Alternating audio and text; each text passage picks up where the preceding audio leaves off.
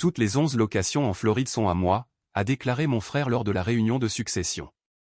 Tegan ne reçoit rien. Tout le monde a acclamé. J'ai souri, papa. Tu ne sais vraiment pas, n'est-ce pas?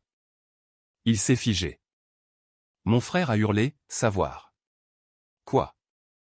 La salle de conférence de Sterling & Associates est devenue silencieuse après. La déclaration de mon frère, Marcus.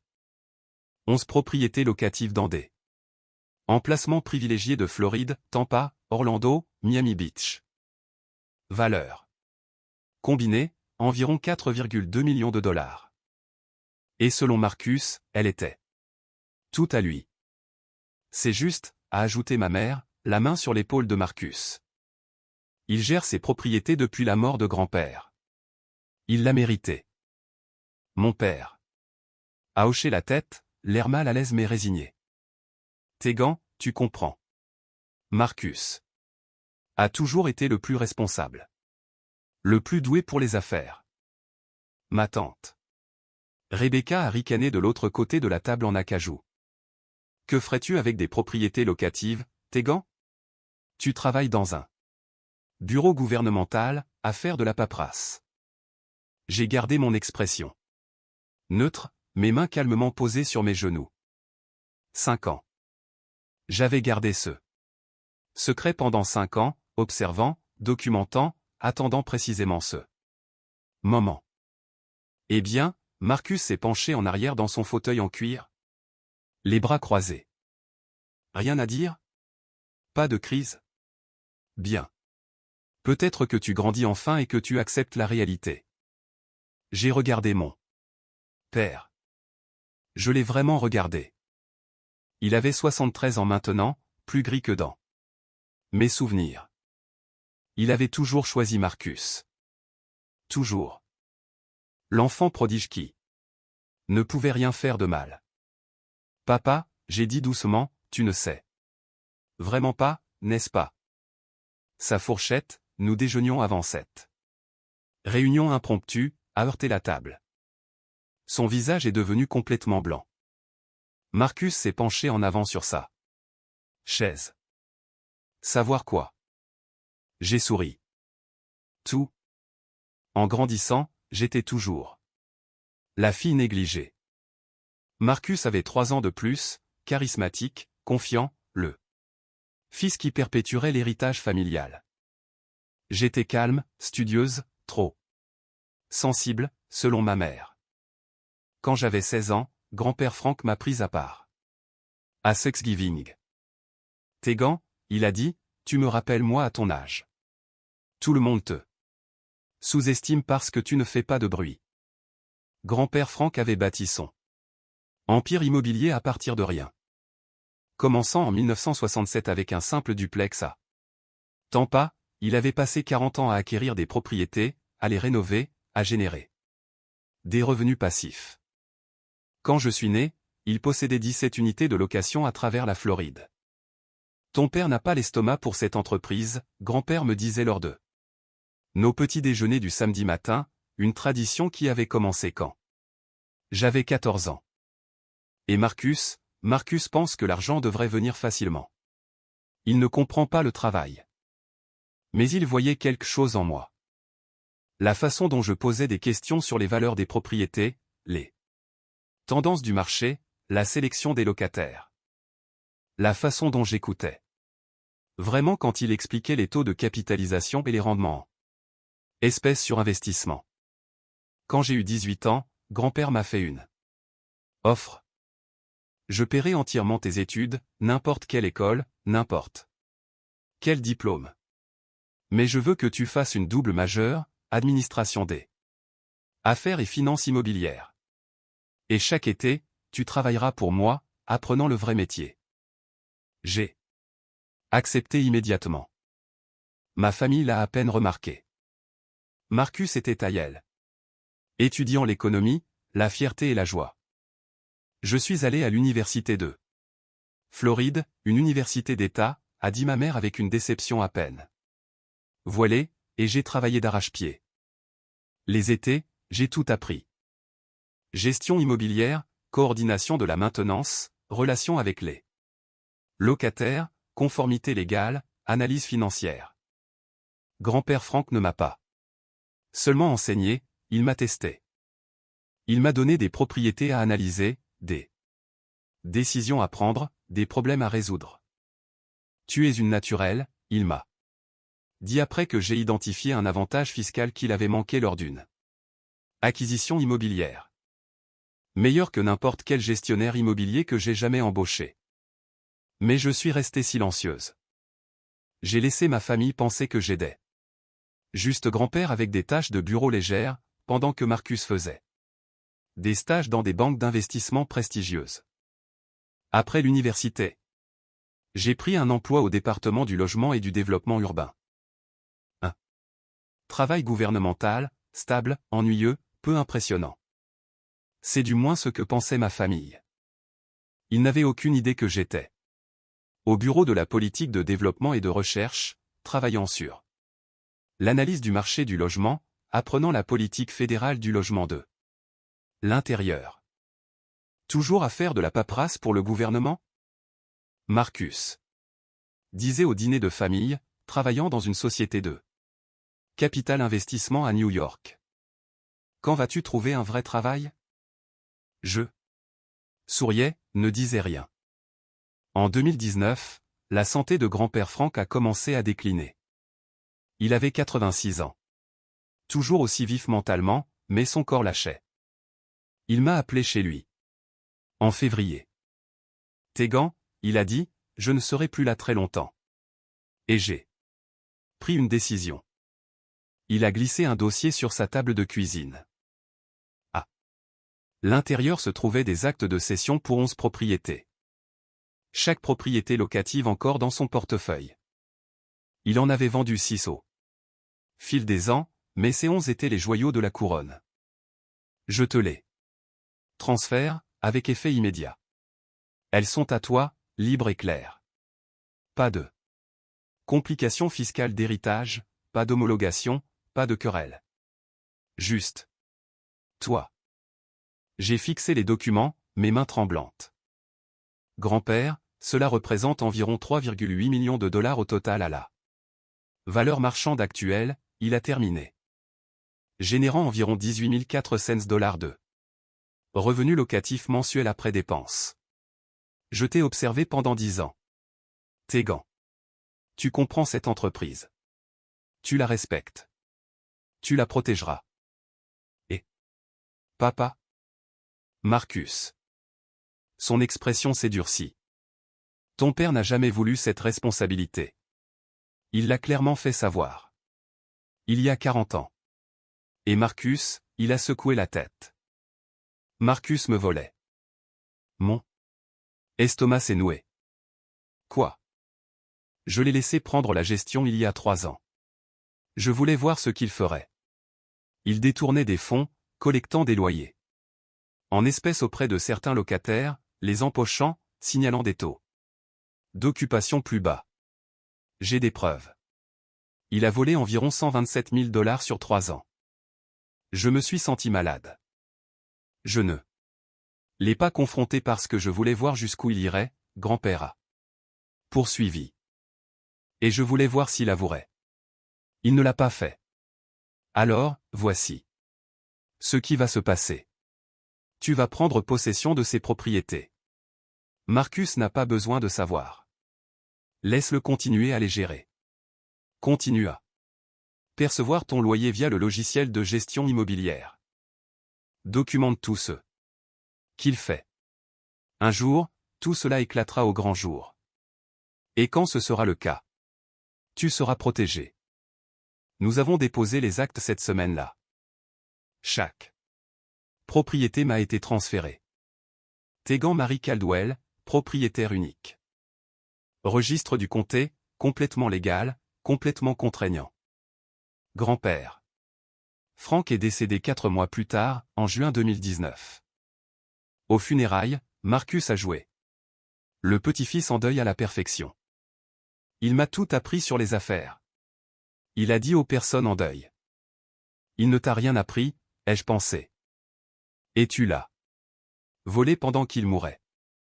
Pendant les 5 années suivantes, j'ai vécu une double vie. Pour ma famille, j'étais Tegan, l'employé du gouvernement ennuyeuse. Berlin. Sensé, appartement modeste, voyageant rarement dans des endroits excitants. Ma mère soupirait à propos de mon potentiel gâché.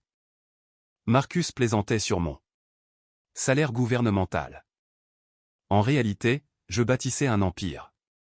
Ces 11 propriétés généraient des revenus sérieux. J'ai gardé Marcus comme gestionnaire nominal.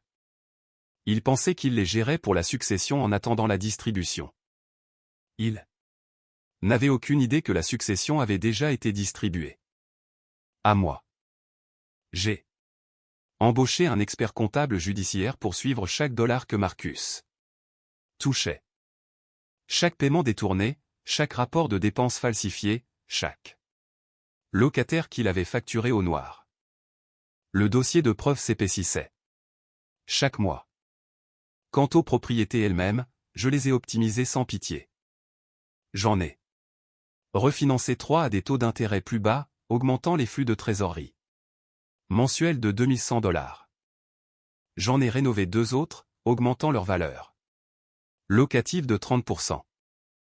J'ai vendu une propriété, un petit duplex dans une zone en déclin, pour $340 000 et j'ai utilisé les recettes pour acheter un immeuble de 4 unités dans un quartier en plein essor de Tampa pour $425 000.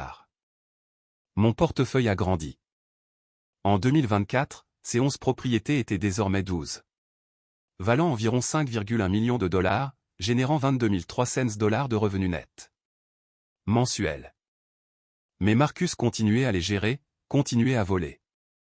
Le dernier rapport de l'expert comptable judiciaire montrait $186 000 de vol. Documenté sur 5 ans. Dans mon travail au HUD, j'ai excellé, promu 2 fois. En 2023, j'étais analyste principal des politiques, gagnant $112 000 par an. Ma famille pensait que c'était mon seul revenu. Ils n'avaient aucune idée des $267 600 de revenus locatifs annuels, ni des $890 000 de mes comptes d'investissement, ni des $1,2 million d'équité que j'avais accumulés sur mes propriétés. J'étais, à tout point de vue, une millionnaire. Une investisseuse immobilière prospère. Financièrement indépendante.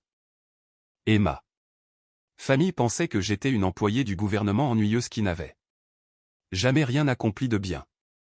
J'ai vu Marcus acheter une BMW à $85 000.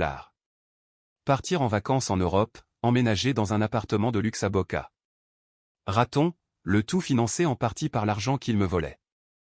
L'immobilier est si lucratif, il se vantait au dîner de famille. Les frais de gestion seuls sont incroyables. Il ne gagnait pas de frais de gestion. Il commettait un détournement de fonds. Mon père rayonnait de fierté. C'est mon fils. Il a toujours eu le sens des affaires. Maman me tapotait la main avec sympathie. Ne te sens pas mal, Tegan. Tout le monde n'est pas fait pour les grandes réalisations. Je souriais, hochais la tête, ne disais rien. Ma meilleure amie Jasmine était la seule personne à connaître la vérité. Comment supportes-tu ça, elle a demandé après un dîner de famille particulièrement brutal où Marcus a annoncé son immense succès dans l'immobilier. Parce que je ne me cache pas, je lui ai dit. J'observe chaque commentaire dédaigneux, chaque insulte, chaque supposition. C'est une preuve de qui ils sont vraiment. Et un jour, ils affronteront exactement ce qu'ils ont créé. Ce jour est arrivé en novembre 2024. Mon père m'a appelé un mardi matin. Tegan, nous devons avoir une réunion de famille ce samedi au cabinet d'avocats Sterling & Associates. Il est temps de régler la succession de grand-père. Mon cœur s'est mis à battre la chamade. Sa succession a été réglée il y a 5 ans, papa. Pas les propriétés. Celles-ci étaient en suspens. Marcus les gérait, mais elles doivent être officiellement distribuées. Nous en avons tous discuté et nous pensons que la chose juste est que Marcus en hérite. Il a fait tout le travail. Je suis restée silencieuse un long moment. Tegan, tu comprends, n'est-ce pas? C'est juste. Je serai là samedi. J'ai dit doucement. Après avoir raccroché, j'ai appelé mon avocat, David Chen. Il passe à l'action. Enfin, a dit David. J'ai votre documentation. Prête depuis 3 ans. Chaque acte, chaque enregistrement de transfert, chaque preuve. Vous voulez que j'assiste? Pas encore. Laissez-moi voir comment cela se passe d'abord. J'ai ensuite appelé l'expert comptable judiciaire. Rapport final. Tout. J'en ai besoin avant vendredi. Déjà fait, elle a dit. Vol documenté total de 186 340 $. Sur 5 ans. Voulez-vous que je le livre en personne? S'il vous plaît. Puis. J'ai fait quelque chose que je n'avais pas fait depuis 5 ans. J'ai rappelé mon père. Papa, une question. Savais-tu que grand-père avait transféré ses propriétés avant de mourir? Long silence. De quoi parles-tu? Laisse tomber. À samedi. Il ne savait pas. Aucun d'entre eux ne savait. Ça allait être spectaculaire. Samedi matin, je me suis habillé avec soin. Un simple tailleur pantalon noir, des bijoux minimaux. Professionnel mais discret. La même façon dont je m'habillais à chaque événement. Familial pendant 5 ans. Je suis arrivé chez Sterling & Associates 15 minutes en avance. Le cabinet d'avocat occupait le dernier étage d'un gratte-ciel du centre-ville de Tampa. Cher Marcus avait dû le choisir pour l'apparence. Ma mère, mon père, Marcus. Rebecca et oncle Tom étaient déjà dans la salle de conférence. Marcus était assis en bout de table comme s'il possédait l'endroit. Tegan, maman a dit. Surprise. Tu es en avance. Je ne manquerai ça pour rien au monde, j'ai dit en m'asseyant près de la porte. Marcus a ricané. Bien. Contente que tu sois mature à ce sujet. À 10 heures pile, un avocat que je ne connaissais pas est entré. Bonjour à tous. Je suis James Sterling. Marcus m'a demandé de faciliter cette réunion de famille concernant la distribution des propriétés locatives de Frank Caldwell. Merci d'être venu, tout le monde, a commencé Marcus en se levant comme s'il faisait une présentation. Comme vous le savez, j'ai géré les 11 propriétés locatives de grand-père pendant les 5 dernières années. Cela a été beaucoup de travail, mais je l'ai fait par amour et respect pour son héritage. Mon père a hoché la tête, approbateur. Ces propriétés valent environ 4,2 millions de dollars, Marcus a continué. Elles génèrent des revenus mensuels importants. Et après mûre réflexion, je crois, et je pense que vous serez tous d'accord, que la chose juste est que Jean hérite. Marcus l'a mérité, maman a dit immédiatement. Tante Rebecca a hoché la tête. Il a fait tout le travail. Je suis restée silencieuse à regarder. Des objections? Marcus m'a regardé directement. J'ai souri. Juste une question d'abord, si cela vous convient. Marcus a semblé agacé mais a hoché la tête. Bien sûr. Papa, je me suis tourné vers mon père. Avant d'aller plus loin, je dois te demander quelque chose directement. Grand-père. Frank a-t-il déjà discuté de ses plans successoraux avec toi? Spécifiquement. Concernant les propriétés. Papa s'est agité inconfortablement. Il a dit qu'il s'en occupait. Pourquoi? Et as-tu déjà consulté les registres fonciers du comté après ça? Mort? Pourquoi l'aurais-je fait? Marcus gérait tout. Donc tu ne sais pas réellement qui possède ces propriétés en ce moment. Ce n'était pas une question. Le visage de papa est devenu pâle. Cette même expression que j'avais vue, ce moment de terrible réalisation. Marcus a bondi en avant. De quoi parles-tu? Elles font partie de la succession de grands-pères en attente de distribution. C'est pourquoi nous sommes ici. J'ai sorti mon téléphone et ouvert mes emails. Monsieur Sterling, je m'excuse pour la confusion, mais il n'y a en fait rien à distribuer. Pourriez-vous consulter les registres fonciers du comté de Hillsborough? Je peux vous donner les adresses des propriétés. James Sterling a semblé confus mais s'est tourné vers son ordinateur portable. C'est ridicule, Marcus a claqué. Qu'est-ce que tu fais? Papa, j'ai dit de nouveau en regardant mon père. Tu ne sais vraiment pas, n'est-ce pas? Sa fourchette, nous déjeunions avant cette discussion formelle, a heurté l'assiette en porcelaine. Ses mains tremblaient. Marcus a crié. Quoi? J'ai souri. Qui possède réellement ces 11 propriétés que tu as gérées pendant 5 ans? Le visage de James Sterling a changé alors qu'il consultait les registres du comté. Je sais inhabituel. Ces propriétés ne sont pas au nom de Frank Caldwell. Elles ont été transférées en février 2019. Transférées à qui? Maman a exigé.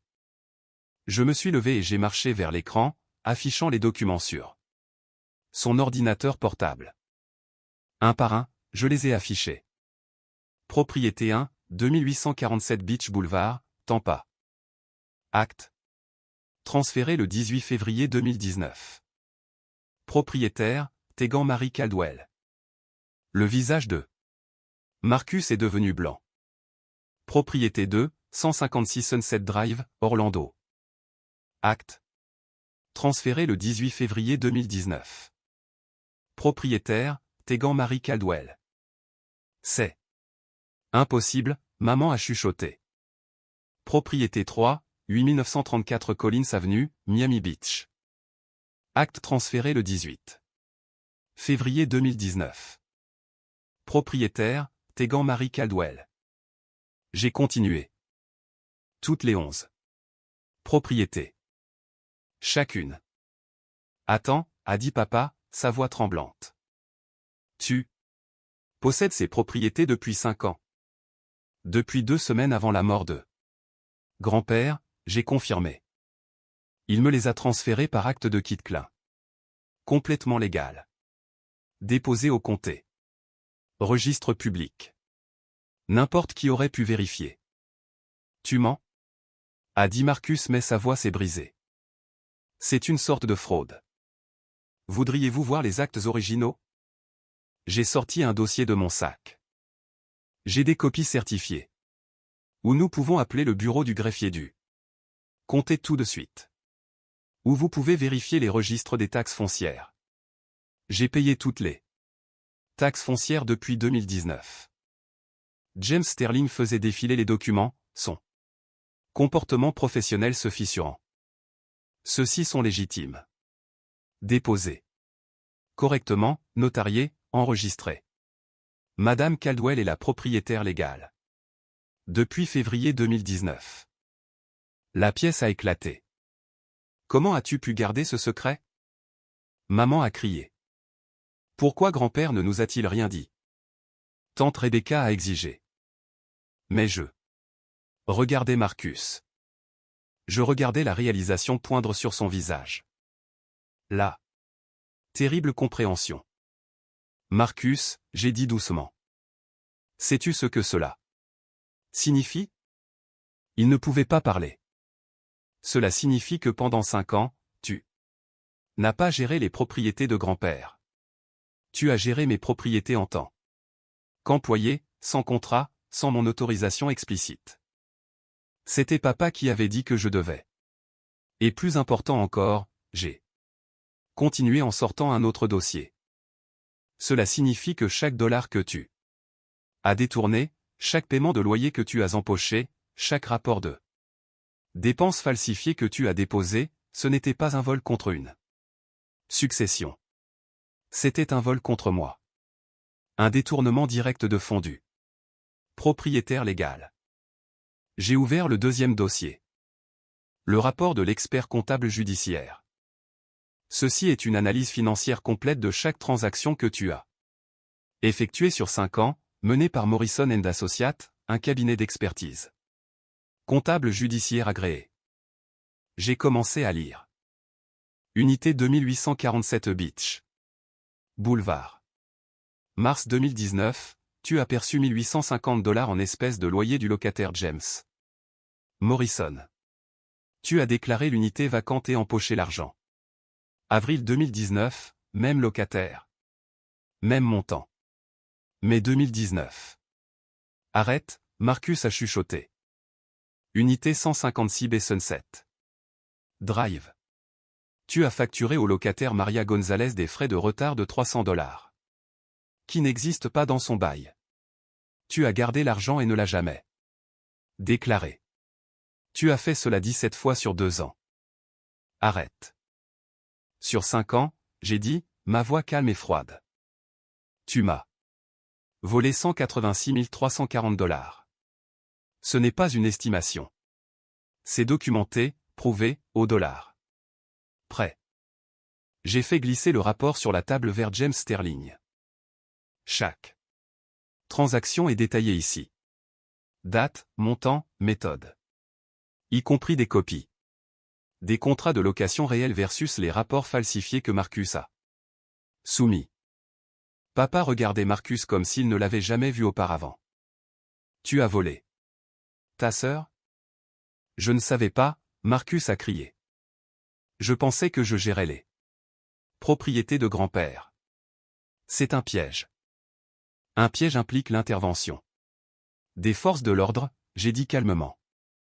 Ceci est juste de la documentation.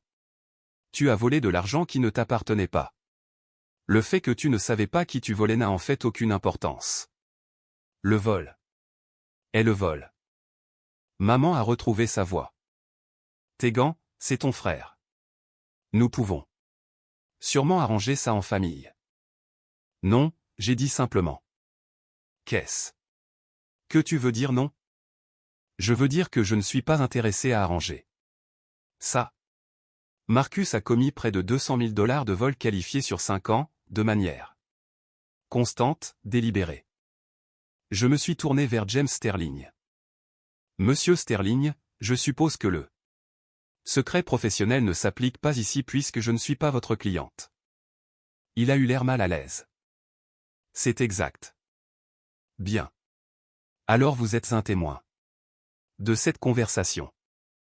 J'ai sorti un 3e dossier. Ceci est une plainte formelle que je dépose auprès du département de l'application de la loi de Floride. Documentation détaillée de vol qualifié, d'abus de confiance et de fraude.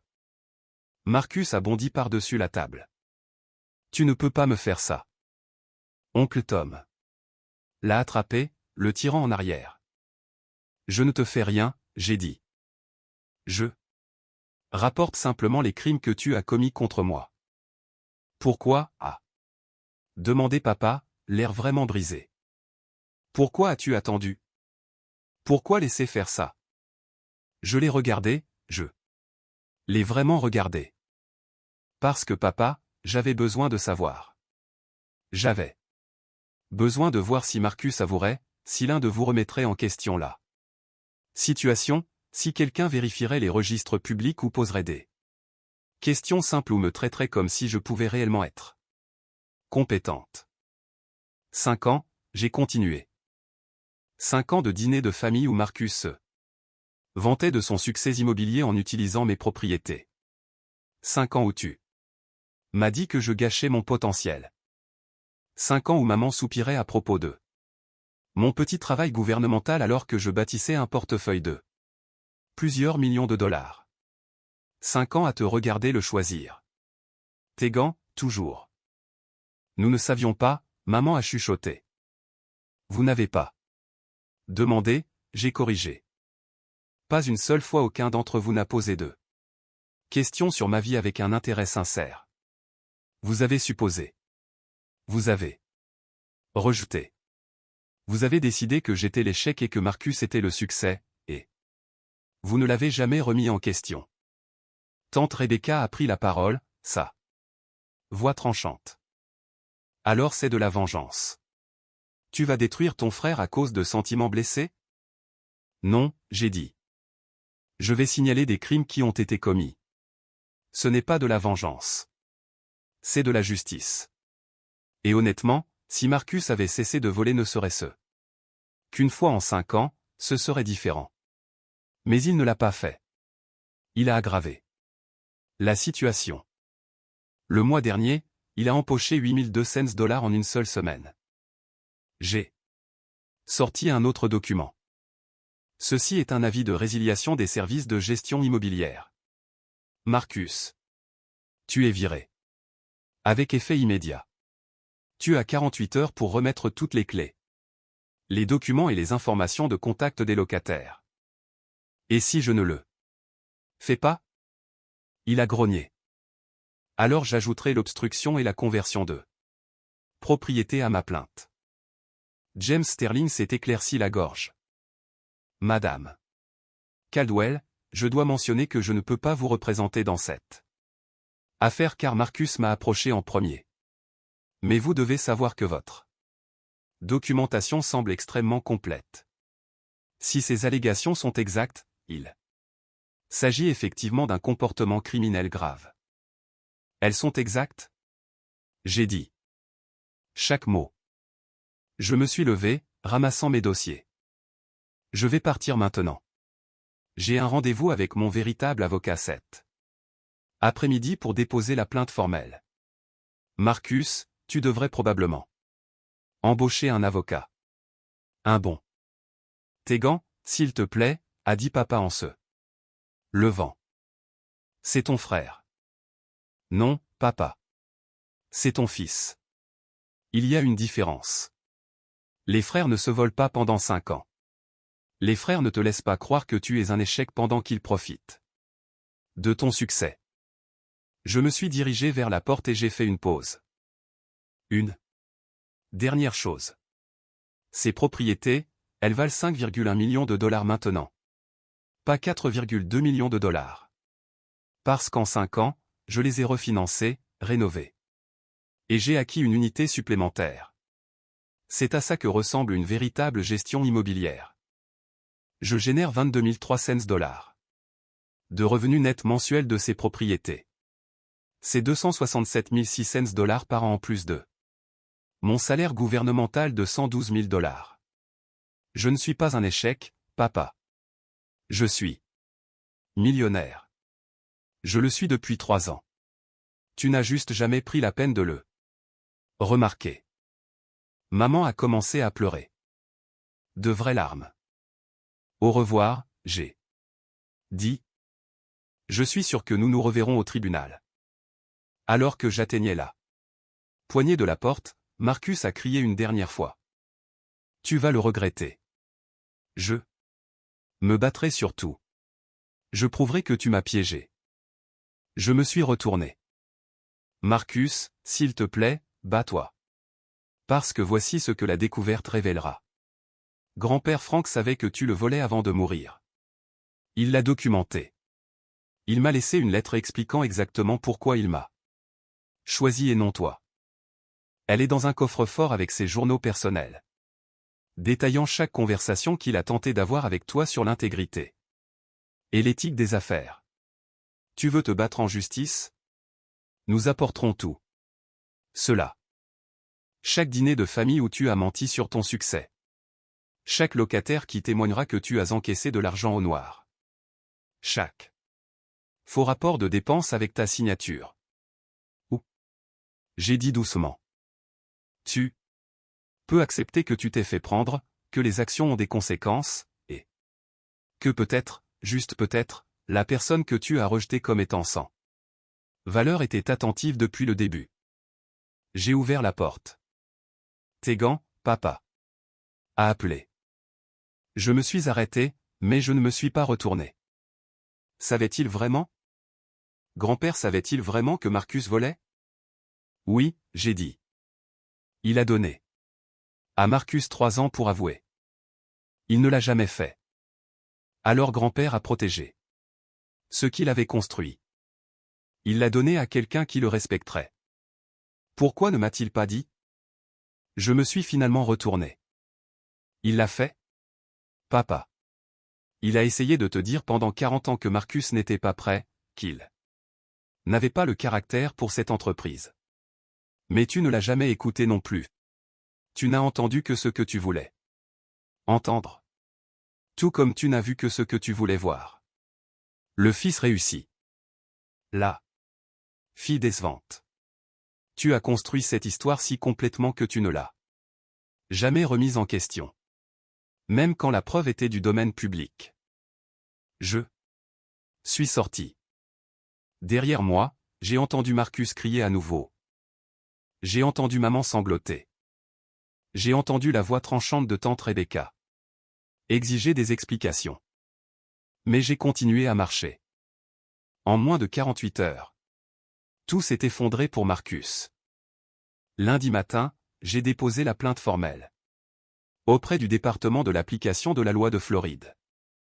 Mardi après-midi, 2 détectives se sont présentés à l'appartement de luxe de Marcus. Il m'a appelé en hurlant. Il me traite comme un criminel. Tu es un criminel, j'ai dit. Calmement. Tu as volé 186 340 $. C'est plusieurs chefs d'accusation de vol. Qualifiés. Je le rembourserai. Je paierai le double. Laisse simplement tomber la plainte. Ce n'est pas comme ça que ça marche, Marcus. Tu ne peux pas simplement te racheter des accusations de crime. Mercredi, l'histoire a été publiée dans les bulletins d'information de l'industrie immobilière locale. Gérant immobilier accusé d'un vaste stratagème de détournement de fonds. Le nom de Marcus était public. Son employeur, la société de capital investissement, l'a mis en congé administratif immédiat. Vendredi, il a été licencié. Son propriétaire l'a appelé à propos du bail de son appartement de luxe. Il s'avère que les endroits chers n'aiment pas les locataires faisant l'objet d'une enquête criminelle. Maman m'a appelé jeudi soir en pleurant. S'il te plaît, Tegan. C'est ton frère. Il a fait des erreurs, mais c'est la famille. Il a fait 186 340 $. D'erreur, j'ai corrigé. Sur 5 ans. Ce n'est pas une erreur, maman. C'est un schéma de comportement criminel délibéré. Nous te rembourserons chaque centime. Avec quel argent, j'ai demandé. Tes comptes de retraite? La pension de papa? Cela ne couvrirait même pas la moitié de ce que Marcus a volé. Et cela n'effacerait toujours pas les crimes. Tu détruis ta famille pour de l'argent. Non, j'ai dit. Marcus a détruit cette famille quand il a choisi de voler son grand-père mourant, puis sa sœur. Je refuse juste de me taire à ce sujet. Elle m'a raccroché au nez. Papa a essayé une approche différente. Il est venu à mon appartement samedi matin. Tegan, je dois te faire comprendre quelque chose, il a dit, l'air plus âgé qu'eux. Je ne l'avais jamais vu. Je t'ai manqué. Je le vois maintenant. J'ai choisi Marcus encore, et j'avais tort. Je n'ai rien dit. Ton grand-père a essayé de me le dire. Il a dit que tu avais quelque chose que Marcus n'aurait jamais, l'intégrité, une vraie compréhension. Je pensais qu'il était juste sentimental. Il était précis, j'ai dit. Je te demande. Pas pour Marcus, mais pour moi, y a-t-il un moyen de réparer cela? J'ai réfléchi à sa question. Papa, Marcus a volé de l'argent pendant 5 ans. Il s'est vanté de son succès en utilisant mes propriétés. Il m'a traité d'échec. Tout en profitant de mes actifs.